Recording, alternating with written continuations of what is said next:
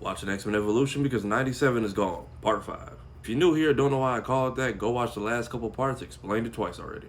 Picking up off the end of last season, cat's out the bag, y'all. Mutants are exposed, Sentinels are here, and after fighting for their lives, the X-Men are now homeless and Charles is missing. Surprisingly, during my rewatch, I'm realizing this batch of episodes are the ones I seem to have the clearest memories of. Also, we get a new intro this season. Same theme, but different clips kind of showing where we're at now. Kicking off this first half of season 3, we start off with Scott standing on business, Summers ready to tear into Mystique, but they can't even catch their breath because here come the cops and the feds. Now it doesn't matter which mutant team you're on, everybody gotta scatter like roaches when the lights cut on. Meanwhile, the news is out here just putting the entire team on blast, government names and all. Now positively identified as Kitty Pride, a high school sophomore and daughter of Professor and Mrs. John Gray of Annandale. Daniels, a recent transfer to Bayville from PS 104. Everyone except Kurt, because he has a human disguise. That part's gonna play out later. So they all meet up at this secret location, and then here comes Mystique and the Brotherhood to crash the party. Look, I want you all to know that I had nothing to do with Magneto's plan to expose our little secret to the world. No, Orochimaru, but just like that snake, you did slither into their home and blow it up for reasons we still don't understand. But not even gonna dive into that because then Nick Fury and S.H.I.E.L.D. pulls up. Mystique tries the tough girl act again and almost gets everybody blasted. Oh, don't worry, she don't learn a lesson. She gonna do this again in about 30 seconds. Fury gives Storm the location of everyone who got locked up during the Sentinel attack, and turns out they're locked up in Area 51. And I'm pretty sure he's still in earshot when Mystique tries snatching the plans away from Storm. And y'all know the goddess ain't going for that. She immediately squares up like, you remember last time I beat you without my powers, right? I'll slap you up again in front of these kids. I don't give a damn. The team split up. Surprise, surprise. Wanda finds out Magneto's still alive. Meanwhile, Jubilee and the newbies are currently underground hiding out with the Morlocks. The rest manage to sneak into the base and, of course, set off every alarm. They rescue all the captives, and after the day they've had, Scott has had enough. What are you doing? Out of my way! Where is Professor X? Are you insane? Let me pass, or you'll never see him again! You got 3 seconds, lady! You haven't got them! You lousy! She got what she deserves! After everything this woman has caused, I really don't know how long she thought she could just push people around. And why was Avalanche even mad? This woman has done nothing nice for you for 3 seasons. Episode 2, everybody's still laying low, and now there's an anti-mutant congressional hearing going on, and just like the OG and 97, Storm and Beast burst through the doors like, heard you been talking shit. What is the meaning of this? Who are you? We are mutants, and this witch hunt is going to stop now. Auntie O to the rescue once again. Also, I know it's early 2000s animations, but the random blush on her cheeks every scene is really starting to throw me. While this is going on, the X-Men are out hiding out in a cave in the woods, which Wolverine and Rogue end up leading the military back to. At this point, Logan's like, well, it's either them or us, kids, get to killing. Scott basically tells him no on behalf of everybody, and instead of sticking beside them, Logan basically just says F them kids and just leaves. You want to take charge, then you're on your own. By the way, during all this, Juggernaut is on the loose, and with no Professor X to brain blast him, it's gonna be a tough fight. Oh, but don't worry, we still have a pissed off Scott. Come on, give me your best shot. You know, that's just what I had in mind. After that, the goggles come off and Scott hits this man with everything he's got. But it's not enough, so once again, it's Rogue from the top rope, and drains his battery for the win. And this whole fight is being broadcasted live to the congressional meeting that Storm and Beast are currently in. And with Juggernaut's members, we find that Xavier has actually been in his old cell the whole time. And we close out the episode with the president telling everyone to basically chill out on the mutants and instead blame Trask for everything, who also thankfully gets arrested. Episode 3, we start with some knuckleheads tagging up the X-Mansion, which is such an inconvenient hate crime because their house is such a drive away from everything. But they get slapped up by Kitty and Nightcrawler. It turns out it's your typical racist teenagers, and that's the tone setter for this episode. Because Jubilee and a bunch of the other kids are being withdrawn from the X-Mansion by their parents who are just gonna take their chances at home. First Rain, now Jubilee. I can't believe parents are pulling their kids out of here. And after the last few days, I understand, everyone in that house was either almost nuked or exposed on the news fighting giant robots. The ones who are left, however, are about to have their first day back at school after being outed. Everyone except Kurt. Hey, they named me Identity Unknown. Yeah, look. The only pictures they have of you are blue and furry. That means no one has made the connection. It's me.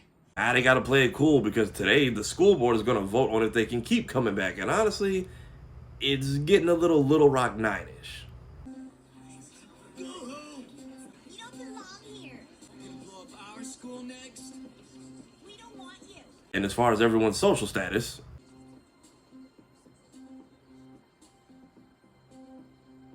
yeah, Scott's single.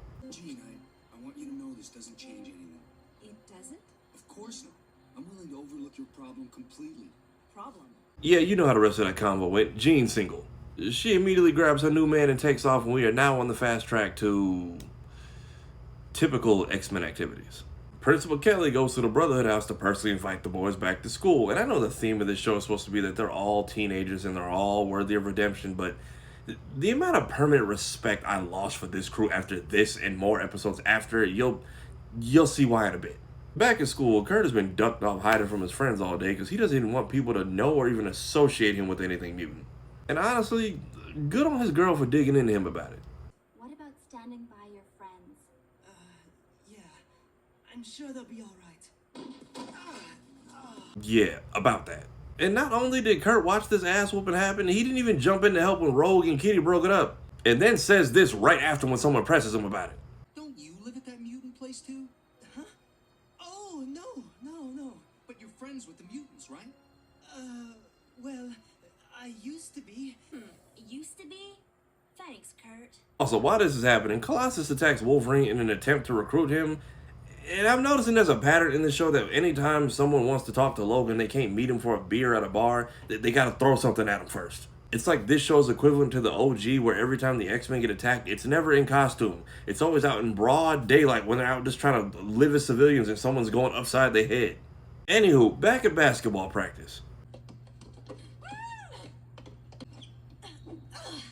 Hey, you used your powers to sink that, and you know it. What? No, I didn't. Hit the bench, Gray. Jones, you're in. So when Jean got crossed so damn bad she was upside down 10 seconds ago, that was okay. But her making the shot is the problem? Not even her making the shot. She had time to dual barrel roll, recover, get across the court, steal the ball, get back to the other side of the court, and still make the shot. If anything, the rest of your starting five is the issue. And in addition to her being benched, here comes punk-ass Principal Kelly. What's going on? Gene, I'm afraid an inquiry is in order to determine if Bayville High deserves some of these sports awards. You're a menace. No, not all of us. You're right, some of you are cheats. So, I'm going to need your soccer MVP trophy returned.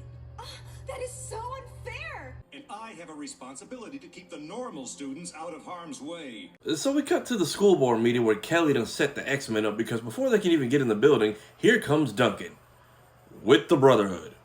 This is the real you, isn't it? You're nothing but a hood. Right. I'll never be good enough for you. Yeah. How many second chances do y'all expect to get? This ain't even y'all typical fight. Like, all of your lives are being voted for behind that door, and now y'all want to pick a fight just because? So while they're butting heads, Jean's inside giving a very MLK-esque speech, but because of Avalanche, everyone runs outside to witness the chaos. Principal Kelly basically tries to reinforce that all mutants are bad. Xavier rolls up like, please take note. The ones acting up do not belong to me. Also, after this episode, can you imagine going to a school board or PTA meeting and now you gotta file an insurance claim on your car? Or get a whole new car? But despite all this, it's unanimous. The school board has decided, they've casted the votes, the kids can come back. Episode 4, Wanda's on the hunt for Magneto. And then the Brotherhood... You and your fellow mutant thugs are expelled. Do not show up on campus again. But you're the one who invited us back. It's like you wanted us here just to mess with the Xavier kids. What are you, president of the obvious club or something? Yeah, now they're just no good high school dropouts. Outside, Gambit's posted up looking like your local creep on campus and wants them to use their newfound free time to break Quicksilver out of jail. Which he's only in because of Wanda. And because Gambit and Lance are involved in this, it's gonna be a Rogue and Kitty adventure. They ditch school, they follow these knuckleheads into a scrap with the military, end up saving Quicksilver from almost getting killed in his own rescue by his friends. Surprisingly, the most tame people here are the army. So what happened back there? And? Thank you. You're welcome. I don't get it. Not everyone hates mutants, miss. We're just peacekeepers, like you. The bad guys get away, and the girls get detention for cutting class.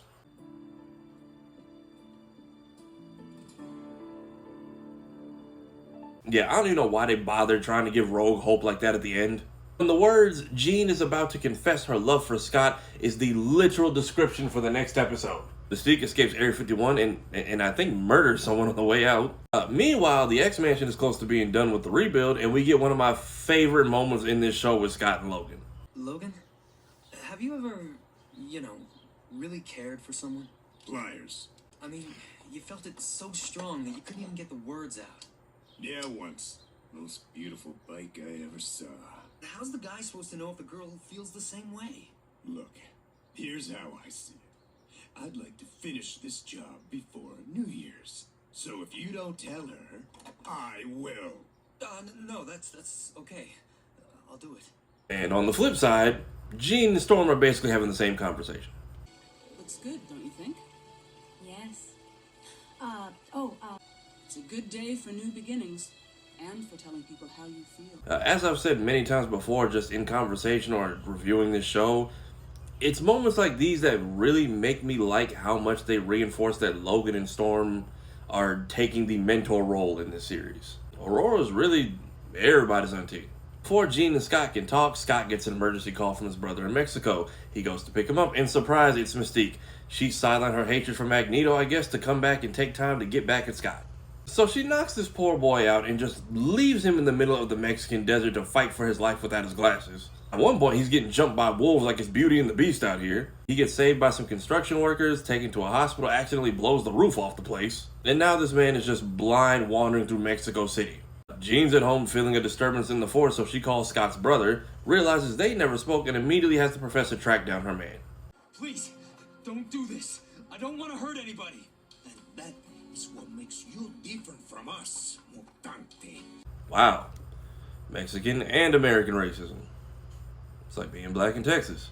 Also, one of those thugs is Mystique in disguise, meaning she doesn't even know those other two guys, but didn't have to do very much convincing to get them to come help a stranger beat up a mutant. You ever play Spider-Man 1 and there's that one mission where you gotta get to the Daily Bugle before Scorpion offs JJ? That's basically what the rest of this episode is. Mystique starts slapping this boy up all over town, all while Jean is playing Where's Waldo trying to track them both down before it's too late. Cyclops, still blind by the way, manages to actually hold his own till help arrives, and at the end of this episode, here we finally are. Sorry, Rogue.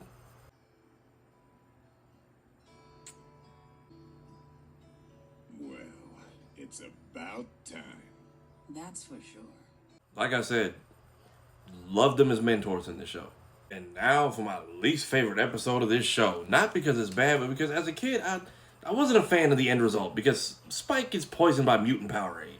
Or Power 8. And in the B plot of this episode, everyone is avoiding Kitty because... You'll never believe this. Kitty actually got her driver's permit. We know.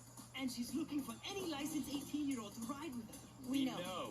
I bet the professor will ask one of you to do it. We know.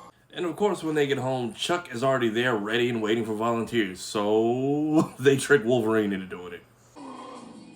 Wait for the gate. Wait for the gate. How did it go? Gut and Jean are right. I owe them, and I owe you too, Chuck. Mind you, Logan wasn't this bothered when he was abducted by Stryker or the military. And now the next sacrificial lamb. Hey, has anybody seen Scott or Jean? Sorry, it's either you or me, and it's not gonna be me. No, wait, Jean! Meanwhile, back at this Powerade skate competition, Spike's powers go out of control, crashes the party, and with his powers on the fritz, Spike gets picked up by the Morlocks. What happened? The Power 8. It's dangerous for mutants. I told you not to drink it. Ma'am, you walked up, said one word to that boy, and slapped the drink out of his hand. With his powers being out in public, you're lucky he just didn't stab you. Turns out the leftover Kool-Aid is draining into the sewers and just poisoning the entire community. So the Morlocks, they've been basically going around sabotaging factories for survival. Then the company catches on. Security tries to take them down. X-Men arrive in time to get them out and get them to safety. And then we get this sad-ass exchange. Please don't worry about me or look for me. I'm with friends. Goodbye, Auntie O. Wait, Evan, don't go. To my memory, this was the last time I ever saw Spike. The boy Aurora's sister left in her care, now wandering off to live in the sewers with strangers. Charles meets with the CEO of the drink company, who didn't know his drink was poisonous to mutants, but is definitely going to use that as part of his sales pitch now. And then at the end of this episode, we get Wolverine's revenge. Logan, let's go home. Logan said I could drive. Hang on, we'll be there in a jiffy. And for the last episode of this batch, remember what I said about the Brotherhood being irredeemable? So, we have Toad being down bad over Wanda. But Sweetums, I'm your servant, your slave. You just tell me what I have to be to win your love. Someone else. Meanwhile, Nightcrawler is finally meeting his girlfriend's parents, and then Toad, Talansky, with the cock block of the century, breaks into this poor girl's house, starts fighting with Nightcrawler for his image inducer, completely trashes the place, and then just exposes him to this poor girl's parents. Also, he can transform into different men to hit on Wanda and get rejected every single time because Wanda is busy hunting for her father, who has actually set a trap, and since she can't let go of her hatred, he's got a telepath who's just gonna warp her memories and do it for her. Witnessing this, Toad now has the nerve to ask Nightcrawler for help. Wait, look, give me a break, will ya? I just want a chance to look good for Wanda, you know? Like you do for Amanda. But you know, hiding who we are is something you and me kind of got in common. No, it is not. He's blue but a good person. You, on the other hand, are gross, have a horrible personality, no morals, and don't shower. Prime example, right after they rescue Wanda and Kurt plays wingman and gives him the ultimate alley-oop. Thank you.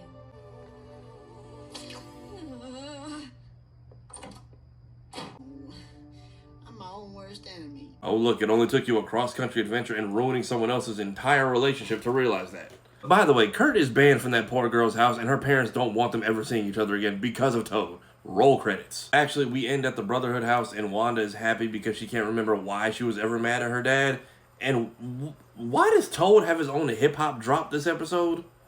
And there's hope for me yet.